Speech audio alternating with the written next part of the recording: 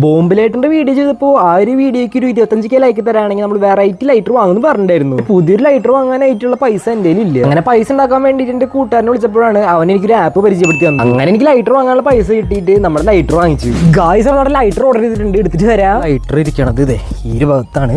അപ്പൊ നമ്മുടെ ലൈറ്റർ ഇട്ടിട്ടുണ്ട് ഗായ്സ്. അപ്പൊ നമ്മുടെ ഐറ്റം കിട്ടിയിട്ടുണ്ട്, പൊളിച്ചു നോക്കാം. ഇരിക്കണം നമ്മുടെ ഐറ്റം എന്ന് പറയുന്നത്.